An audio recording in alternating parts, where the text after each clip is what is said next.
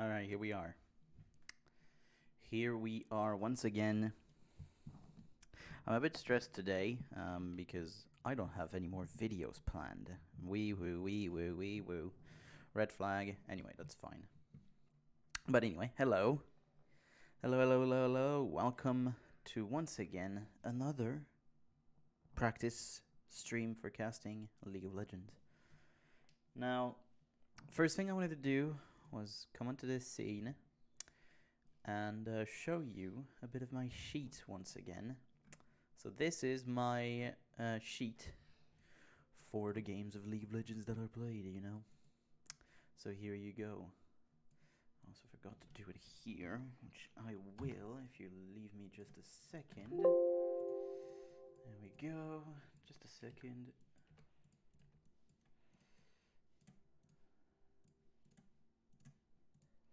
No, wrong one. There we go. All right. So yeah, welcome to my cheat sheet. To my cheat sheet. No, it's not a cheat sheet. It's just a sheet. So last time I did show it once already. Yeah, there were a few changes since then. So all of this stayed the same since the last time I showed you. All of this stayed the same. All of this stayed pretty much the same except for the formulas, because I forgot about adding these things exactly as they should be, and I also fucked up a few of these. But they're fine now. So there you go. Same for this, though. That's a big change. So instead of having massive summaries for each phase of the game, I just say, for me, who won each phase of the game, and just a summary at 20 at the end of the game. So it just still tells me enough about what the game, how the game played out. Now I'm saying early lane and end of lane. So early lane is like before 10. End of lane is after 2 tier 1s are out, I would say. So of course these two can happen pretty much at the same time, but it depends. End of lane, I will judge when the end of the lane is myself. Mid game, I think you can know how this is, and late game sometimes happens and sometimes doesn't, like in this one. So yeah, there you go. But still, there you go. I still do a bit of a summary in here at the bottom here. Lots of stats, as you can see. Stats at 10, stats at 15, stats at 20, and massive amounts of stats for all for the finished product of the game. So yeah, 1, 2, 3, 4, 5, 6, 7, 8, 9, 10, 11, 12, 13. 13 stats for just total CS, total CSD, total CS per minute, champion damage per minute, blah, blah, blah, blah, blah, blah, blah. I should have champion damage distribution, but that's not really a good stat. Champion damage per minute, though, that's a good stat. Damage per minute, that is what you really want to see. And, for example, Jesus, those stats are low. Those are very low. Even this one is low. I really hope you're not hearing this. Anyway. You're so going to hear it. I'm sorry. I can't do anything about that. Gold per minute. Also a stat that's okay. Gold distribution is a bit better, in my opinion.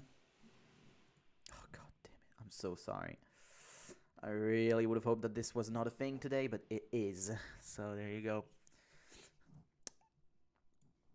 So I didn't do stats for the full product of each best of 5. I'll do that at Worlds, but not here. So there you go. So on this sheet, I have both quarterfinals, and now we are moving on to what we are doing today, which is, boom, Super Hard Crew versus Millennium, the full best of 5. The full best of 5. It says capture cursor, but it's not actually capturing the cursor. Okay, well, whatever, I guess. The full best of 5 between Super Hard Crew and Millennium. That is 3 games, and we will go for all of it. So the sheet, I'll complete the sheet myself later, okay? Because basically, I have done the first game. I've set the first game up. As you can see, this is not in place. Here we go. I did set it in place like that. 5th place decider, best of 5, as I said here. As you can see, draft phase, it's empty. These guys are empty. All of this is empty, empty, empty. Oh yeah, game score. It's just me giving each game a score based on how good I felt the game was. So basically, this one was shit. No, honestly though, it might have been a bit entertaining, but 67 minutes and very little action. Just positional bad plays as well. There were very bad positional plays. Watching it again was a fucking chore. So there you go. The best one I think is this one, the 3.5. I think I gave it 3.25 at one point. Yes, another 3.5 here. Because they played a bit better, a bit more. Well, they played with no shits given. So there you go. So I did fill in the stats at the end of the game, so I know who wins this one. I know who wins the series, okay, but there you go. We'll still go as if we didn't know who finished for 5th, okay? So there you go. So I will complete that sheet in a rewatch for my own, and we are just going for this. Super Crew versus Millennium. So, if you have not watched last casting stream,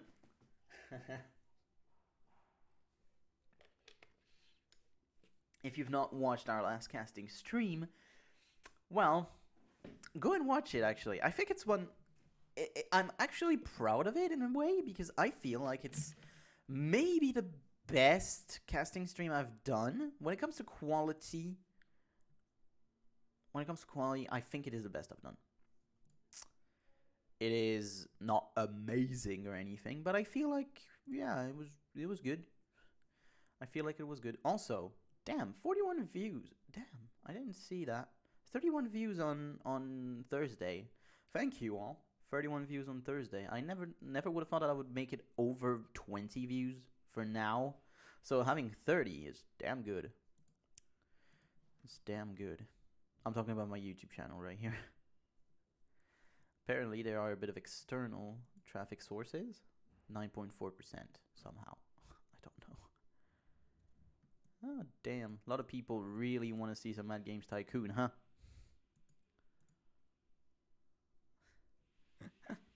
That's cool. I'm okay with that. There you go. Now, if only you guys would have subscribed. No, I'm kidding. Seriously, though, I only have 7.7% of my views as subscribers. Come on, subscribe. Subscribe. Subscribe to my YouTube channel. Sign out on Twitch.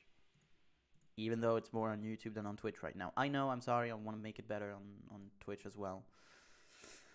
I want to make it better on Twitch. Anyway. Super Hardcore versus Millennium.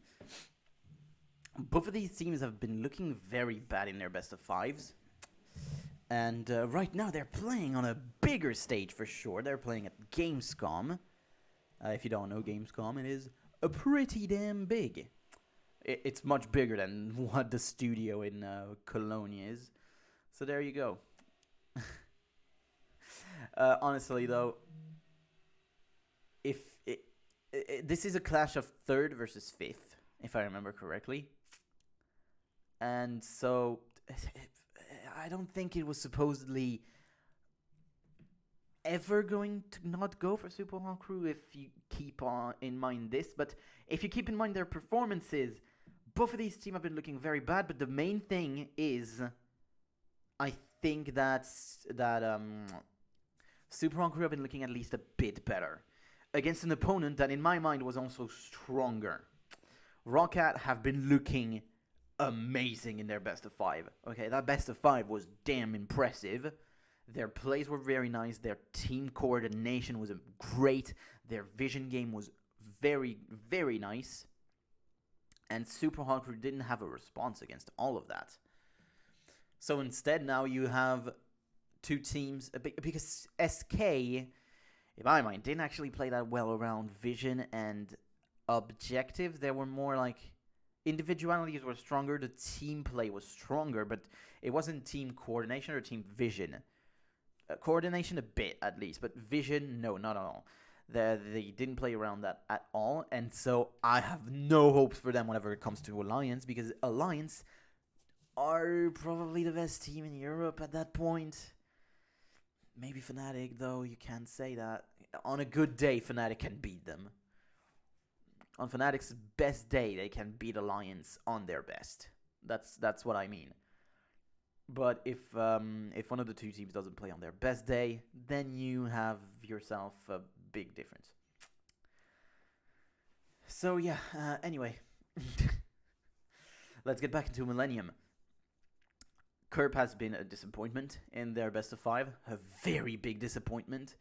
Cotton X has still been playing quite well around the early game, but his picks are outdated. He has played Lee Sin, Evelyn Toys, actually, I think. So yeah, Lee Sin and Evelyn. And those two have been heavily nerfed, especially Lee Sin, who has no power now when it comes to late game or anything at that point. Remember, this is 4.14, 13, I think. 14 or 13. I think it's 14. 4.14. So, yeah, it's not very good. They've not been doing very well. Because, yeah, again, mid-jungle prio never was obtained in their best of 5 against SK. Kevin could not play strong side against, well, Maokai. How can you play strong side against a Maokai or a Nidalee? There's no real way of you doing this. And Kevin did not play Maokai himself, which is, in my opinion, the strongest top laner at that point. He is tanky as all hell and deals a damn impressive amount of damage. So yeah. On the other side, though, Mimer has played the Maokai. He has played a Mundo as well, which was very weird and not at all in the composition. I felt like the composition didn't warrant a Dr. Mundo. It more warranted a bit more of an Irelia or something like this. And I think that Mimer can play that, but still, it wasn't too good. And they're showing the kills and deaths. Great not to show assists, by the way. That cameras. That is very weird. Anyway, 4 kills in 4 games for Selfie and 7 kills in 3 games for Kerp. Those are bad stats for mid laner. Mid laners, those are bad stats. Still, though, well, Selfie, he held his lane. He got the CS, but unfortunately, Overpower plays so safe that you cannot get anything done if you don't try and roam. And Selfie does not even try to roam, because at that point, nothing warranted a roam. Because once again, wolves and raptors, wraiths, spawned 1 minute after you kill them. So every 2 waves, you have extra 150 gold, pretty much, from 2 camps. So if you space them out 1 wave and 1 wave, why would you move? Why would you ever move out of the mid lane? It didn't warrant for actual roaming plays. I'm really hoping that I will see that in Season 5. Because I think at that point, Wraiths is 2.5 minutes. 2.5 minutes respawn time, I think. Maybe 3. But yeah, it will actually warrant you moving more around the map as the mid laner. So I hope I see a bit more explosiveness in that. But there we go. So I as you can see, I didn't talk about the bot lanes at all, because I think that Mr. Rollins has been playing okay, but not at all as he should. Saliver out-trading him and actually outperforming him, that is a bad hit. A very bad hit on his psyche, for sure. No, seriously, Saliver has been playing very well in his series, but also, stop giving him Kog'Maw. They gave him Kog'Maw and Kog'Maw and Kog'Maw again and again and again. So yeah, well, not great. But now, when it comes to supports, Kasing has been playing okay. He's been playing actually pretty well. Even if, yes, on game 4, that bomb thrown on top of him that he was in the shop for, that was troll. That was very troll. He still had flash and everything. That was very, very troll. And I can say that I watched it yesterday. So yeah, I remember that game. Other than that, no, his Nami is cool. Thresh is okay. Morgana is also one of those big picks. By the way, I have to talk about one thing. I've seen UOL versus an IP, third place decider for the Challenger Series. My God, no wonder UOL got so many fans. Dude, they were playing like madmen, and their team is impressive. Seriously, look at it with a modern eye. You have Visit Chachi, who's the Gilius, Power of Evil, Vardags. Okay, he's not playing anymore. Hillisang. That team can destroy with a better ADC. Like, holy shit! You give that team a top 3 EU ADC, they can win. They can win all the regional tournaments. No real effort. And I mean, you know, they did make the finals in 2015 spring. So yeah, that honestly, I was surprised by how good they played. They play like a season 5-6 team. Really, they did. They played so well. Anyway. Coming back into this one now. Yeah, so we talked about everything in the map. Now, speaking about picks. So yeah, top lane is just going to be the Alistar, the Maokai, and probably Renekton thrown in there, I guess. I still really hate that, but okay. Maybe an Aatrox, because Kevin did play that twice. We'll see, though. He played that twice and then an Alistar after that in the third game. Still a loss, but hey. Alistar was played in, picked or banned in all games, but one, I think. No, it was picked in all games. Picked and banned in all games, all 7 games that were played. That's impressive. In all 7 games that were played in best of 5s, yeah, it was picked or banned every single time. Now the response for the Maokai has been Swain in the Challenger Series. Do you think that is going to happen here? It might. It might get in. I kind of want to see it, actually. Just the Visit Chachi played it amazingly. I think that was the best Swain performance I've ever seen. The old Swain performance I've ever seen, because then the best Swain performance is actually Whippo in 2018 summer. And no, I'm not kidding. He played it so well. It was crazy. But that's the rework Swain. So no, that doesn't count. But okay. So we're getting into picks and bans, I think. Are we? Because normally if it shows that, it should be. Hello, picks or bans? Picks and bans? Nope. No picks and bans yet. The stage is very nice, isn't it? It is those big events stage, if you look behind, with the big screens at the bottom and everything. This is something that they used already in at Worlds 2013, something that they will reuse in 2014 Worlds. Yay. Honestly, though, this is why I think that the 2014 World is not as remembered as well, because it's like, well, there were very little changes from 2013 to 2014. Game-wise, the game stayed pretty much the same, and this is why 2015 at least felt very different. 2015 felt so different. It was crazy, man. Was the World good? Not really, but it's debatable. I actually liked it. I'm gonna say it. I like 2015 Worlds, but again, it was my first Worlds. I watched the finals a day after, because I didn't watch it really. I wasn't playing too much at the time. I just started to play the game at that point. But you bet your ass I watched 2016 live. I don't care. It was in the US.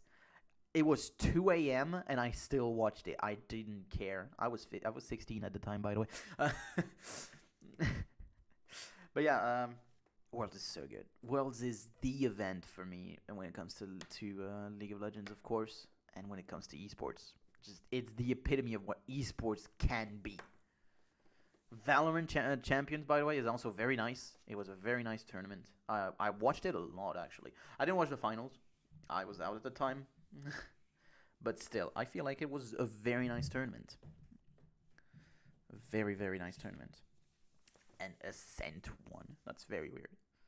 I really would have thought that Gambit would have won that, but okay. It was close, but hey. 5 maps, come on. So there are apparently a bit of a few problems to get into picks and bans.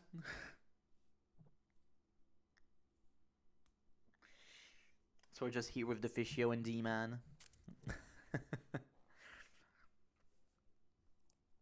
Alright, here we go. When you have that little pan up, that should be picks and bans. Yes. Okay. Here we go. Picks and bans. For the first game between Super Hard Crew and Millennium. Best of 5 for the 5th place decider.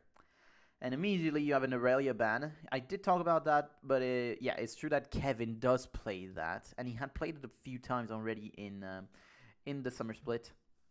Fizz is going to be the next ban for Kerp, of course, and a very good player of Assassins. On the other side is going to be Yasuo for Selfie, a needed ban. And then Mundo. And so immediately, if you're Super Hard Crew, you either let out the Maokai or the Alistar get through, so you are in a good shape. Because Mimer did play both. So yeah, he can play both. I think he played both, right? No, he only played Maokai. But still, though, I think he can play the Alistar. And there you go, Maokai banned. Mid laners are actually still pretty open. You only have 3 mid lane bans. Normally you have at least 4 with the Orianna in there. But this time it was the Mundo for Mimer taken out. So it's just going to be probably an Alistar first pick. Because you know that Millennium is going to play it. They played it in both support and top lane. So it's either you take it or you give it away. And you don't really want to give away an Alistar right now. In the meta, I don't think you do. So there you go. It's going to be probably the Alistar first pick. Yes. Alistar first pick for the top lane for Mimer. He's 1-6. Excuse me. Okay. That is odd. And the response for Millennium is going to be immediately Tristana and Kha'Zix. So scaling is the name of the game immediately with the Tristana. You could have picked the Kog'Maw. It's one or the other, and I feel that Kog'Maw does outscale the Tristana, though. So it's going to be rough in a way. And as I talked about the Orianna in the bans, it's still up, so it's probably going to be the pick. Twisted Fate really fell out of priority now that I think about it. In the summer split, the regular split, he was everywhere. Banned, picked, and now we don't even see him in the bans. This is odd. This is pretty odd. I still feel like he is the same champion, but it is true that he has a bit less scaling, even though he actually is fine. When it comes to late game, it's true that the power of the gold card is still something that you have to care about. Anyway, so it's going to be Elise and Morgana. So Super Hard Crew, they kind of want to end this game in 30. You have a top side that is very, very mid game focused already with the Elise and the Alistar. You know that Millennium is not going to pick an Orianna. Kerp is probably not going to go with Orianna. So you can wait it out. And if he goes for Orianna, you just win the lane, basically. Because Kerp is not as comfortable when it comes to these picks. And also the trackball. When you have as many scale shots to use. Or, the ball to maneuver and everything. Using the trackball, well, maybe not going to be the best idea. Still now, they're probably looking for the support and the top lane, keeping that last pick for Kerp. Oh, that's interesting. So Nami going to be picked, and Lulu as a response in the top lane for Kevin against Mimer.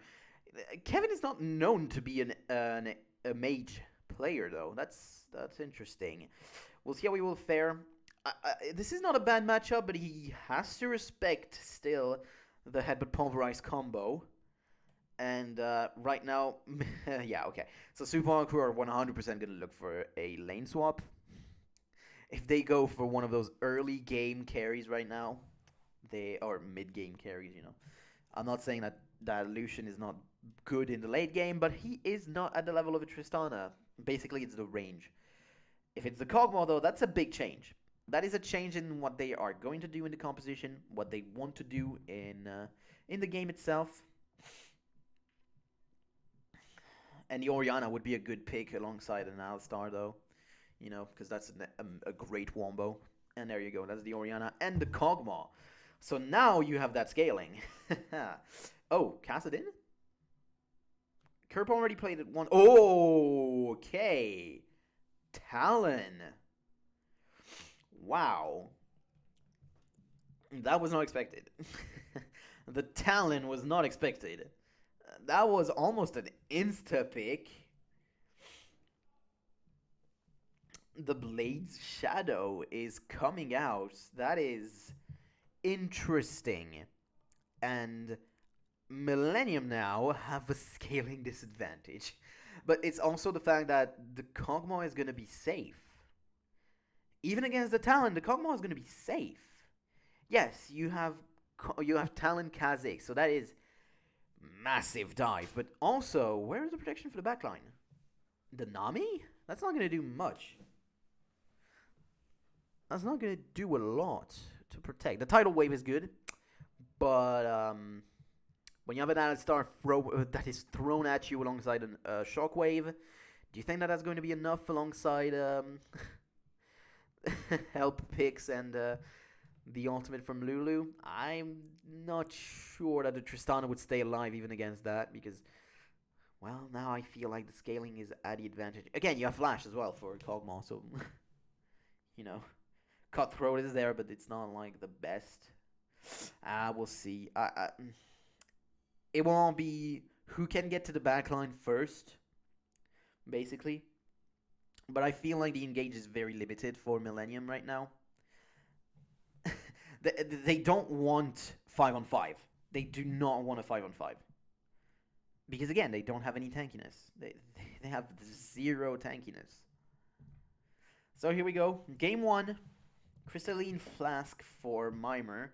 Might throw in the attention of the lane swap as well. But I don't know. Now, do you really want a lane swap now if you have a Kog'Maw against the Tristana? Well, Tristana can bully alongside the Nami. But we'll see. Standard start for now, though. Everyone going in the standard positioning. Impaler getting control of the bush, going forward. Kerp going to be spotted immediately.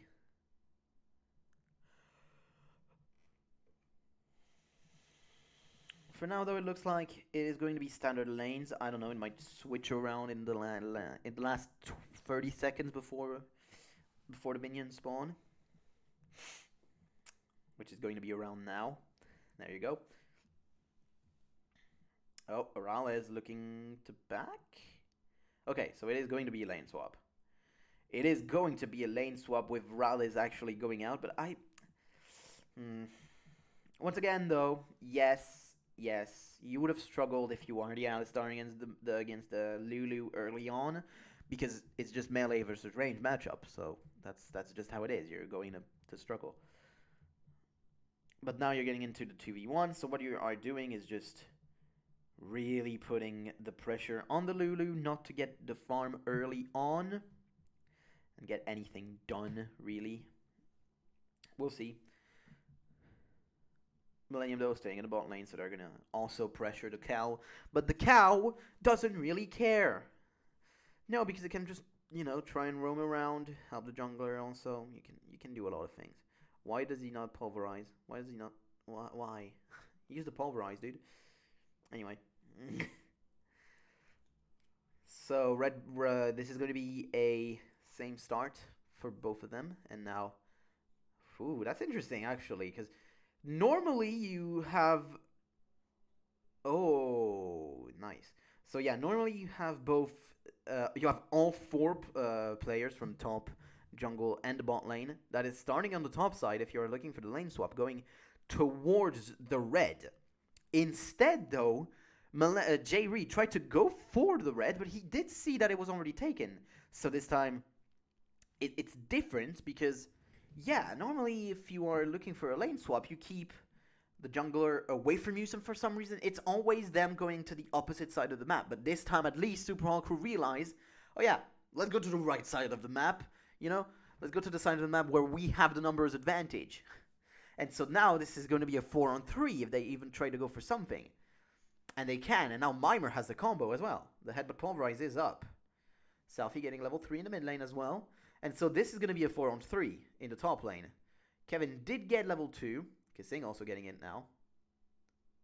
For some reason, went back in. J-Ree was not spotted, and now that's a 3-on-4. As stated, that's a 3-on-4. Impaler does not have level 3. I don't think he has the cocoon, though. So that's a bit of a problem. And they're just going to back away, both of them. Kerp is getting pushed in. Teleport from Mimer, because now it's a 1-on-1 in the bottom lane. Because they do know that since J-Ree was in there. That is a big wave, by the way. A very massive wave. That was a slow push by Creaton. Slow. So, yeah, now that he's going to get all the XP in the world. And on the other side, Kevin was forced to share the XP.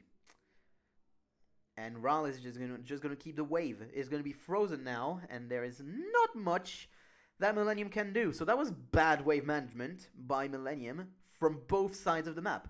Because Mimer could get all the XP he would want. Seriously, the dude is now level 3. He's level 3, so yeah, he's not too much under pressure. And Kevin has to back away, so yeah. Although once again, I'm not sure if you really wanted to look for the lane swap, but how it ended up was good. It was good for Super Hall Crew, how it ended up. Now, Kerb doesn't have any more Crystalline Flask, but he does have a pot. And that cannon was really going to town on Selfie. You almost wanted to exhaust that. Okay, Pulverize just for a single CS. I respect the hustle. He's level 4 though. Jerry's only level 1. Jerry is a plant. Okay, Jerry is just a plant right now. Creton still didn't take his E, by the way. The explosive shot is not taken. Kerb just clearing out the wave with that Blades Reach, I think is the name. I'm not sure. I'm not sure if it is the name. Anyway. Big wave thrown into the top lane. It still has the damage reduction, though. Impaler getting in. The cocoon will not hit. And just a bit of gold taken from Kasing. Double ward, that is not amazing. At least there's no sweeper.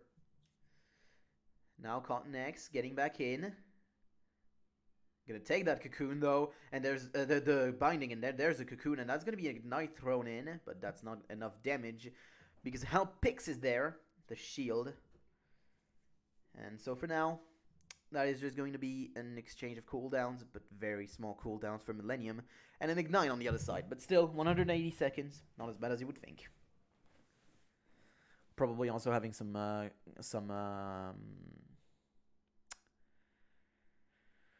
runes for that. Well, not the runes, but what is the name again? Ah, man, I completely forgot about the name of that. Because there's runes and there's the other thing. But I don't even remember it. Anyway, Creton takes a turret shot. And the heal came in early. Mimer able to get that that cannon. Something that should never happen in a 2v1.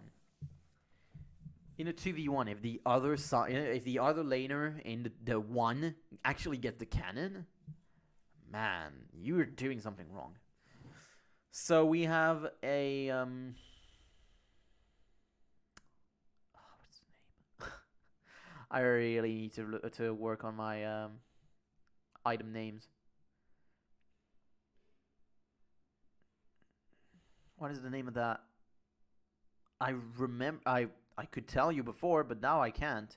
I'm not playing enough League right now. I'm not playing enough League. It's the item that builds into Zhonya's, man. I know it, but I can't tell you the name anymore. for Selfie. The item that Selfie has. Oh, man. Whatever. Whatever. He'll come back to me at one point. Double Spirit Stone for both junglers. Makes sense. Jerry now level 4. But again, Mimer still able to get that level 6 early. Like 7 minutes for the 2v1 laner. That's pretty early. 16 CS. Not as bad as you would think as well. But now you have 3 people coming in towards the bot lane. Kevin got a lot of help as well. So that's the thing.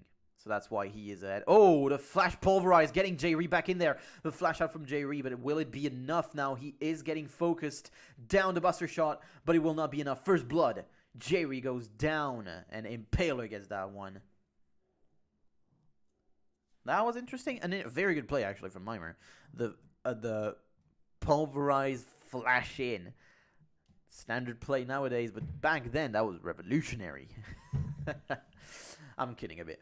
But still, though, the pulverize to throw it back under the turret after that was very nicely done. Very nicely executed.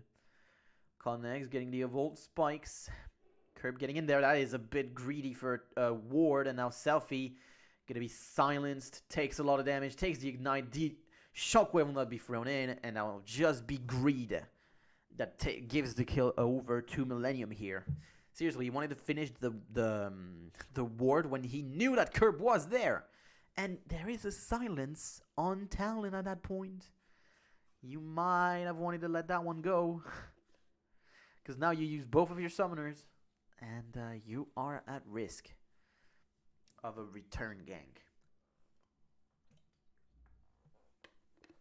And now Millennium looking for that blue buff steal. Connex has no mana, but he'll be able to get it. And now that is bad for Selfie. It's not to play the seal caps, it's...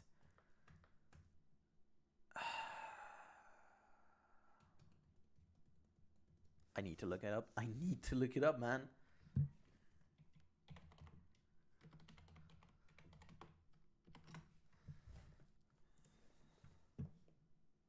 I just need to look it up. Seeker's Arm Guard. Oh my god. How am I that bad right now? Okay, anyway. I completely forgot about Seeker's Arm Guard. Oh well. That's a basic item, man. I really should know that one. Creaton taking a good amount of damage. And the triple longsword for Kerp will turn into probably a brutalizer. J-Ree, again, taking damage. Taking that that binding as well. And again, as you can see, Selfie goes for those wolves, gets them, sorry. And we'll just go back to the lane. And yes, it does build him up a bit of CS. He is blind for now, though. Not exactly what you would hope in a range matchup. But hey, again, it is an assassin, though, so... There you go, Brutalizer and the pickaxe thrown in there as well. So good time for Kerp right now. He has a good amount of damage.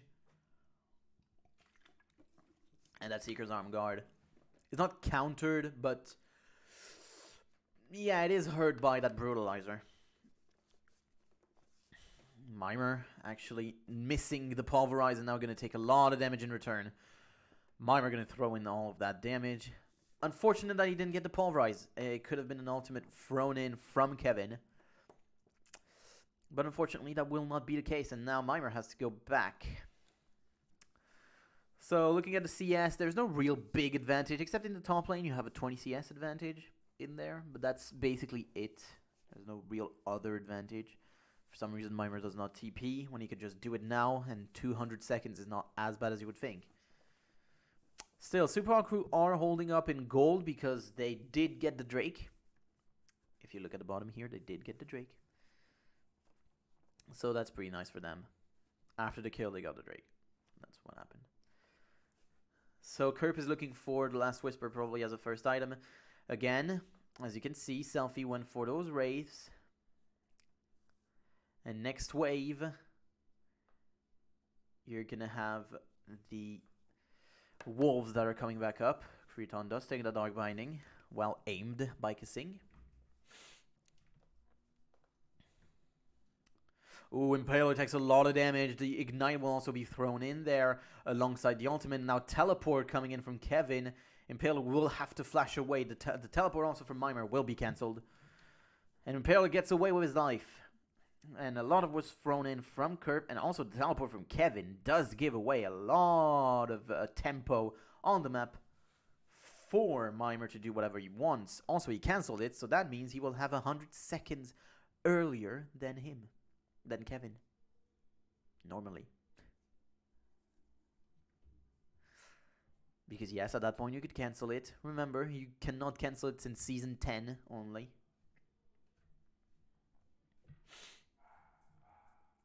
It's unfortunate. 13 minutes in, let's assess a bit of the game right now. So, 2 people are going for those Trinity Force, of course, for Mimer and Mr. Rales. Then you have that eye edge, looking to get that eye edge for Creaton right now. Some people really want to go like pickaxe into Static Shiv, but this time Creaton does go for the full eye edge early. Kerp will get the mid turret though. Okay, a bit of damage onto Impaler, but he will just jump away.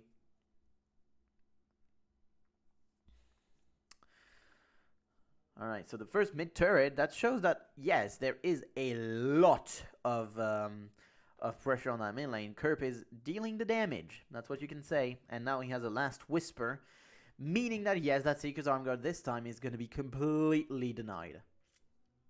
Seeker's Arm Guard is now, the bonus that he gives is just out of there. So, yeah, good choice in itemization, I guess. But also, where are the Ninja Tabais? You kind of need those Ninja Tabais if you're selfie still. Because there are a bunch of auto attackers, and there's not that much magic damage, even in the game. So, yeah, you can go for those Ninja Tabais. Will he? I don't think so, because at that point, the mid laners really like Sorcerer Shoes. If Kerp could take them on that, he would. Yeah, we're at that point. It's that bad, yes. Mr. Rales dealing damage onto Creaton, taking a bunch of damage, but of course, Ebb and Flow will keep him afloat. He'll be okay. The thing is, with the fact that Impaler is giving away all of his wolves and all of his wraiths, he is not getting the resources he would want. And of course, I am happy not to see that be a thing anymore after Season 5. Seriously, at least junglers get a bit of resources at that point, especially Season 6. After Season 6. So yeah, anyway.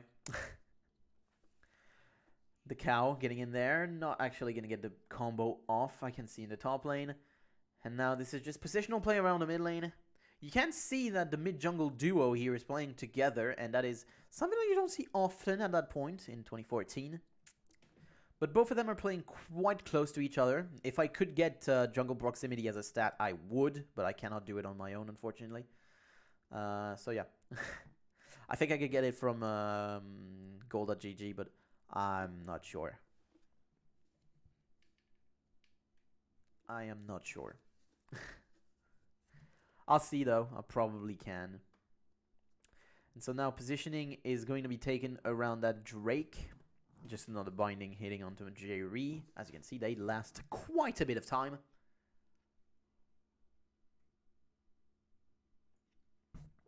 Still one of the longest lasting CC in the game, boy. Creaton also again taking a bunch of damage. The explosive shot is not going to deal a lot of damage to Mr. Rales. It was nerfed as well. So yeah, you're not going to deal too much on Rales. Creaton prioritized the boots, the tier 2 boots, over the eye edge itself. Not a bad thing, but again, you have your rapid fire to try and give you that attack speed anyway. So it's more for the move speed that you got it. It's more for the move speed. But your trades are not doing too hot if you are Creaton right now. Rales also will level up, so that's interesting. Interesting that he was able to get that XP, even though he was left on 2v1 most of the time. He has a small XP lead. Impaler gonna be almost seen, but they probably know where he is anyway. And again, Creaton is very safe with his rocket jump. If it goes in from a very neutral positioning, yeah, you're not going to really get there. Connex, getting that XP, trying to get to the level of 11 and get those evolved wings. Taking a good look at the items, we have an a BF sword, sorry, for Kerp. And we have a Morello completed for Kevin. Kind of odd. Very odd, actually. I would have much preferred an Athene's and Holy Grail here. Because you are against full, well, not full, but a very high amount of AP damage. And the Grievous Wounds is a bit useless. And there you go, as you see also for Selfie, Sorcerer's Shoes. Yeah, because you don't want more resistances against 3 auto attackers or 3 people that really deal a lot of damage AD. Yeah, no, you don't want that. What is Boots? What is Boots but a small bonus? 15% damage reduction to auto attacks. At that point, I think it was 15, not 12. So yeah, it is a massive bonus. And so now Selfie actually has an XP lead. Interestingly enough. They're both 13 though. Yeah, it's quite close. Selfie taking a lot of damage. Actually, Exhaust will be thrown in. Kerp actually seen from Kasing's ultimate. Continent's going to come in, use those spikes. And that'll just be a bit of damage exchanged alongside an Exhaust and an Ignite. And a few cooldowns from Super Hawk Crew. Don't really understand that play though, with 3 in mid for both sides right here. So for Super Hawk Crew, I understand it. It was getting that turret, and on the other side it was protecting the turret, I guess. But still, now you're giving away a lot of pressure on the side lanes. And as you can see, a wave was thrown in the top lane, a wave was thrown in the bot lane under turret, so it gives away a bit of tempo. You have that Trinity Force completed for Mr. Rales now, and the Eye-Edge completed for Creaton, but on its own, Eye-Edge is not the best item. Because again, 20% crit chance. Yeah. If you don't get those crits, the item is pretty weak. That was a lot of damage thrown in onto Creaton again. And this time, top turret will go down. Kevin, able to get that on the reset of Mimer, who did not want to use his teleport. He could have saved it. He could have saved the turret. But yeah, he didn't get the Mobiute, so he doesn't want to. Anyway. Kevin does realize, though, that he's the only AP threat on the team, so he does have to go with the Sword Shoes. Those I'm okay, because, again, he is the only AP threat in the team. So he does have to go for damage. That one I'm okay with. So now you have Connex in the bot lane. He's not seen, I think. He was left out of vision, but now he... Oh, no, that was a ward to actually see him. So never mind. And again, Creaton not getting the best of Mr. Rales in those trades. Looking though very aggressive, but not actually getting what he needs. And now, Kog'Maw is even in CS. He is having the best time of his life right now. And you can see that the CS advantages are out. All of them are just inexistent. Non-existent. I think inexistent is not a word. Non-existent. Mimer with that auto. Oh, that was massive amounts of damage just with one headbutt and one auto attack. So Impaler was seen on that ward in the river. And now Kerp looking to go towards the top lane, looking at the blue buff, because now Impaler is looking for that. Just Mimer getting those trades, man. And that's the third tier 1. All tier 1s are out now for Millennium. They've held on in the early game. They've done okay, but they've not had a big enough lead right here, I feel.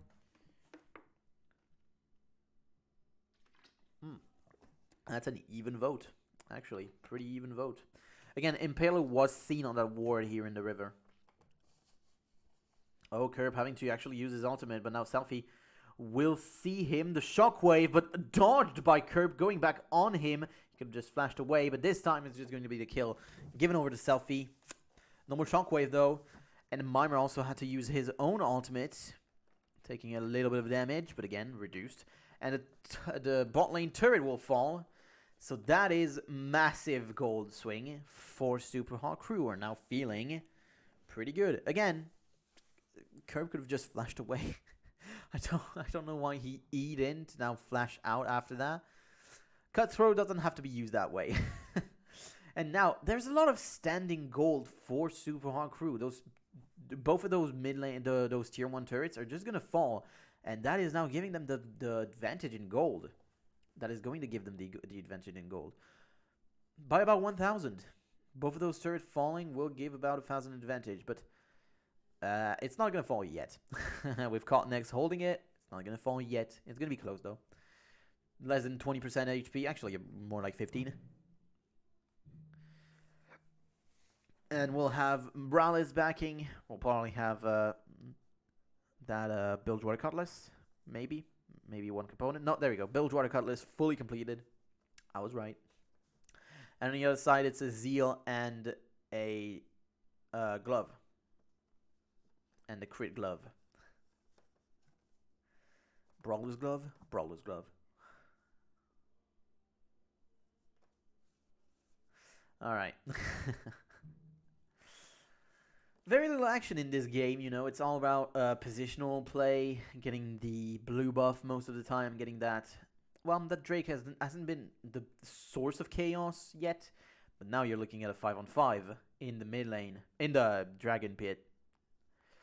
We'll see. A little damage from Selfie, by the way. He doesn't have the best amount of damage. Now teleport thrown in from Kevin, but that Drake is just falling, isn't it? No, actually, Connex gets in there and actually gets the steal. Selfie using the shockwave will hit only onto Jerry. Kerb goes down from Kasing. Selfie will stay alive. Growlithe doesn't get hit by those spikes. Kasing also staying alive. No, goes down. But now Mimer, the reset for Connex, flashing in, gets one more, and that's a triple kill. But he will go down. No, he stays alive with the ebb and flow and help picks. That is a massive, massive team fight for Millennium, and Cotnex getting 3 of those kills alongside Creaton getting 1 of them, and now it's only Selfie. So the fight looked okay at the beginning, but now that Drake steal, Creaton has to flash away from the shockwave, only hits onto J-Ree. And so they get Kerb, but then everyone goes low, and that is a dream for Cotnex. Gets a reset here, bam, gets 1, gets the second here, just the flash in, jump. Leap, actually, I think is the name of the ability. I think it's just leap. So, yeah. Cotnex taking a good amount of damage from that command attack and dissonance. And he will just have to use his ultimate again. But that was a big, big swing in gold. Again, now, you had pretty much even, and now you are far ahead if you are Millennium. Will it be enough?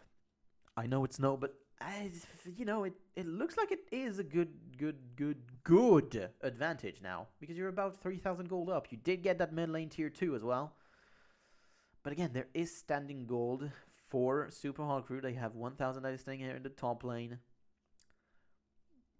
And if they get one good fight, because again, Kerb did nothing in this fight. He just went in and died. Dealt a good amount of damage, yes, sure, but well, the one that did take damage was Mimer, most of it, alongside Impaler.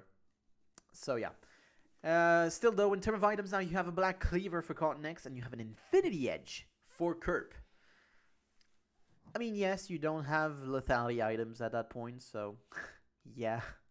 Makes sense. It makes sense. Now you're going to go for Yomu's, probably. Yomu's, sorry. On the other side, though, there is a Rabadon's Death Cap for Selfie, so he's going to have a bit of damage now. But you have nothing new for Mr. Rawlez. You have the Trinity for Mimer alongside a Glacial Shroud. Impaler, not really relevant anyway. He's going for that tanky build.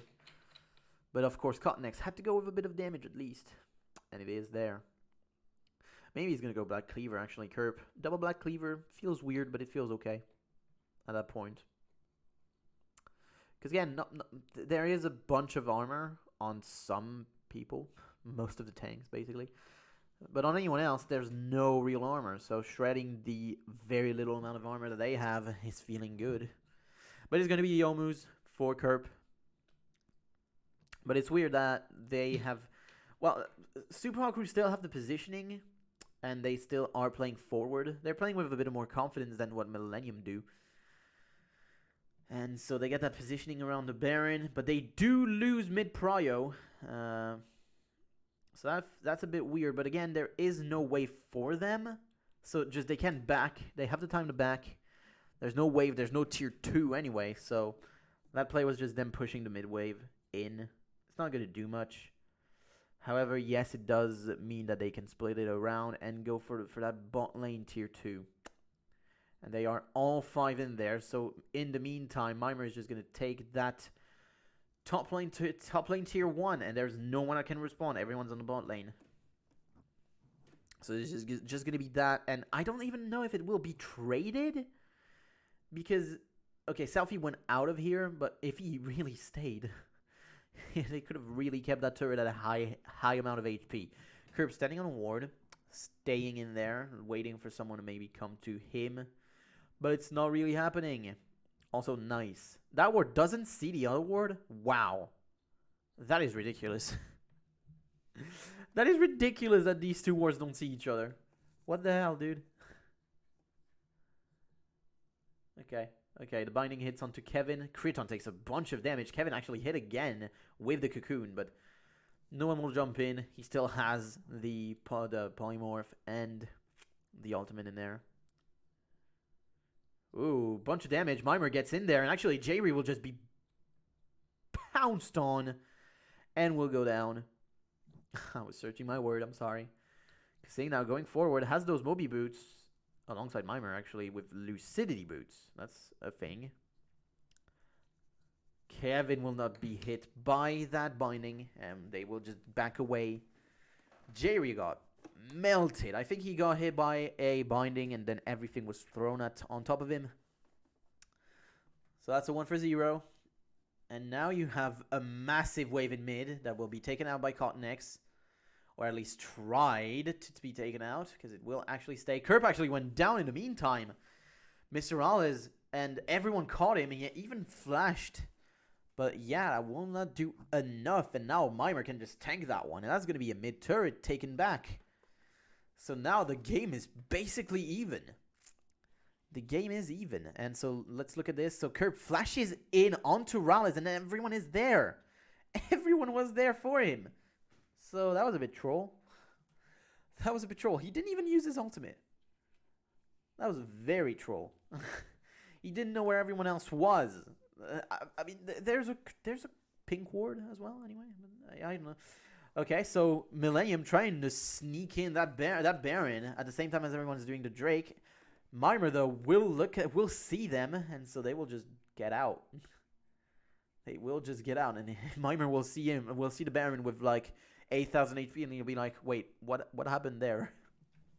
And so now the game is completely even. 100 gold are separating him. Well, 300 now. But Kerp has been on and off, to say the least. He has been on and off right here. Getting the first kill, but then just dying twice in ways that were completely avoidable.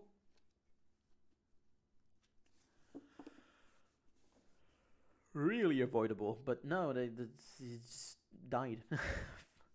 For no apparent reason, just getting a kill, chasing in and getting something. But instead he just dies, not even using his ultimate. Very odd. Mimer just pounding the ground for some reason. Unhappy cow, you know.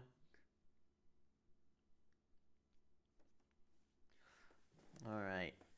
For some reason they don't take down that ward. Mimer was a bit blind. Again, positioning around the mid lane is going to be for Millennium, which gives away the positioning that Super Hawk Crew had around the Baron. Because you can't really go for it. Your ADC wasn't even in there, so you can't really go for it.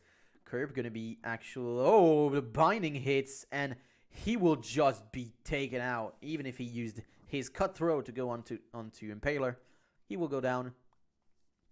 That was massive amounts of damage. And also, everything connected on top of it. So now he's 1 and 4. Connex will be hit by that binding, but doesn't have soul shackles to continue. So that'll just be that. A bit of damage. A good amount of MR coming in from Cotton Next, though. At least he realizes it. Because no one else did.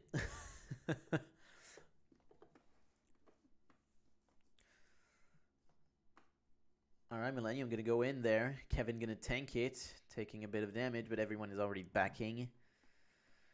Everyone already backing. And that was just uninspired. Just taking just a few autos in there. Not going to deal a lot. J-Ray going to take that big shield from Kevin. He's going to be chased down, though. Maybe going to have to flash. Yes, he does have to flash. He does have to flash away from Kasing. Still going in there, Kasing. Will be hit by the spikes. And will go out. Cannot really continue to chase after that. But that does give a bit of time off for Superhawk crew. Still 33 minutes on the clock. And now we have a Negatron cloak for Kerp. Realizing that now, yeah, damage is fine, but I need to stay alive. Because, yeah, he is not. He's just jumping in and dying. That's the third time now that happened. So not too cool. Not too cool. Mimar going back in the top lane, trying to get that towards that turret. Of course, he's also not with the static shiv. He didn't take the static shiv. So this time his pushing power is a bit reduced.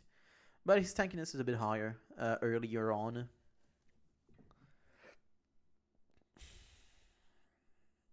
Everyone in the mid lane.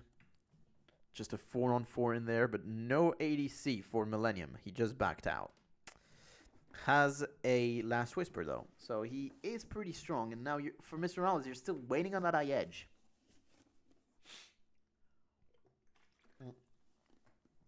He's probably close to it, though. Well, actually, maybe not that much. Not that close, actually, probably. He's probably missing around 500 gold. Still. Mimar has thrown in a turret. Oh, the flash in pulverize. And again, Kevin will be hit by the binding and will go down. Impaler, though, a bit in no man's land on the wrong side of the map. But he will flash away and will stay alive thanks to Mikhail's Crucible. And that will be the turret. And a kill. Kerp flashing in again. But he will just go down without even getting anyone. Cutthroat was thrown in. The shockwave will not connect as Creaton flashes away. And that will just be a 2-for-0 and a turret exchange for Superhawk crew now in the lead. In a commanding lead. A lot of things happening though, but yeah, it's not going to the way of Millennium now, and Kerp is just not dealing the damage. He's just not dealing enough damage. As you can see, Rallis was fine. Still, he was still fine. He still had about 300 HP. Had to use the heal, sure, but he was fine. And Mikhail's Crucible to save Impaler as well. Because yes, at that point it did give a heal. A small heal, but a noticeable one. It was about 120. So that was basically his HP at that point. So that's pretty good. And now you have a Chain Vest for Mr. Rallis. So Kerp is going to deal even less damage to him. Also, I don't think I'm going to do the whole series today. I'm sorry, but I have things to do, unfortunately, for the YouTube channel that I didn't do. I don't have a video planned. I don't have more videos planned. So I need to do them. I have 2 that I have to just edit and get them in. So that's going to be fine. The one for tomorrow is going to be fine. Sunday. Cotton Egg is going to be jumped on. The Cocoon does connect. Headbutt Pulverize takes him out of the leap. Takes Connect out of the leap, and now that'll be a shutdown for Mr. Rallis. He is massive now, level 16, and that is just going to be Baron. Cotnex is down. He even flashed out, tried to flash out, but no, he will just go down. And that'll just be a Baron taken for Superhawk crew now, and There's not much that Millennium can do. The auto attacks are not dealing enough damage from Creaton, that's for sure. Yes, okay, they're dealing a good amount of damage though still. Mimer did take a bunch. But there you go, just one command. Command attack takes him down to 60% for Creaton. And now that would just be the Baron. 4 Super Hot Crew. Who are feeling good now. They're feeling very good in this game. They even have the superior scaling. I mean, come on. But look at that. Impaler jumping onto Cotton X. Hits the Cocoon point blank. And then the headbutt pulverize to take Cotton X out of the leap. That was great. Mimer does know how to play that cow. Oh, pause.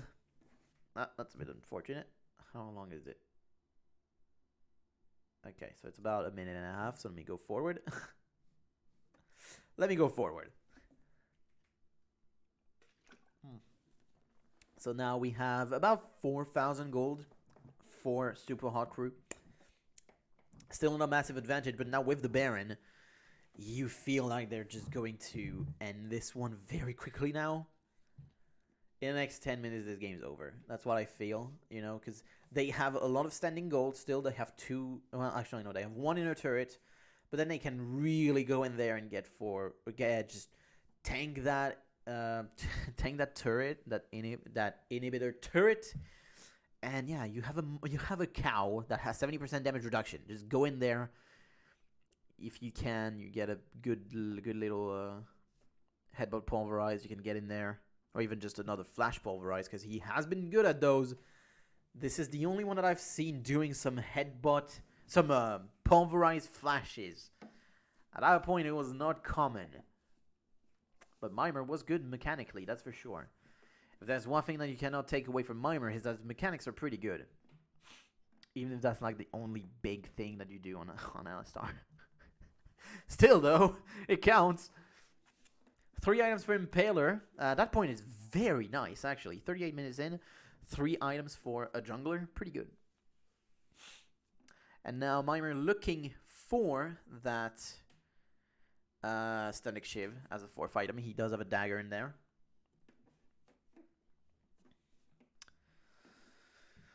Still, though, it's a pretty defensive cow. Normally you see him having that Static Shiv as a 2nd item. Or maybe 3rd, but not 4th.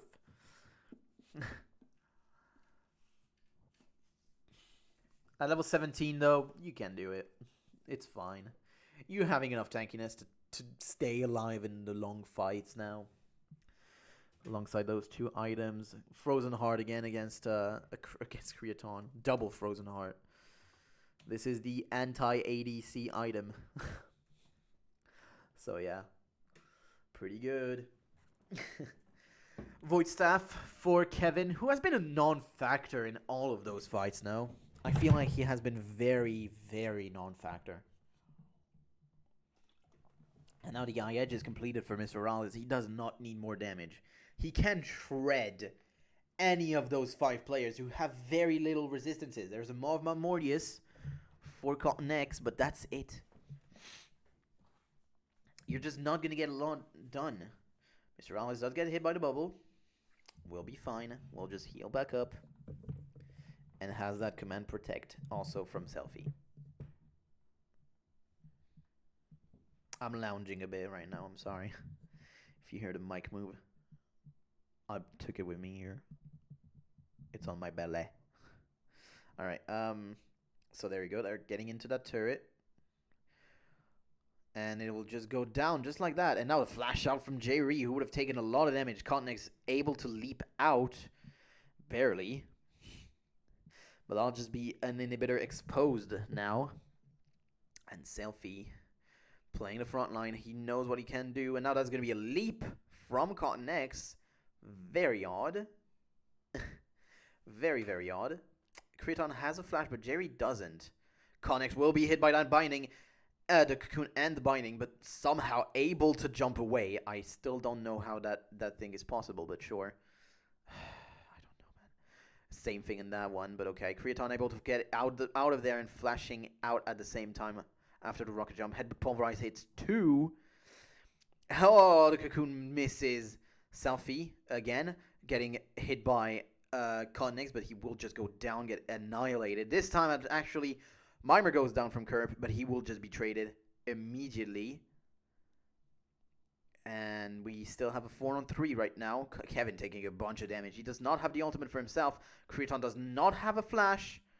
Has to be careful even if he has the rocket jump. Now he doesn't. Oh, the shockwave flash from Selfie to get the extra kill. That was very nice. Very, very nice. Shows the proficiency on that Orianna, and another kill for him after Impaler flashes in. And that's a triple kill. And that's going to be the end of the first game. Super Hard Crew goes 1-0 up. Alright. Well, I'm going to be done. I'm sorry that I'm only doing one game for the day. But I have to go. I have to do more. I have to do the next few days of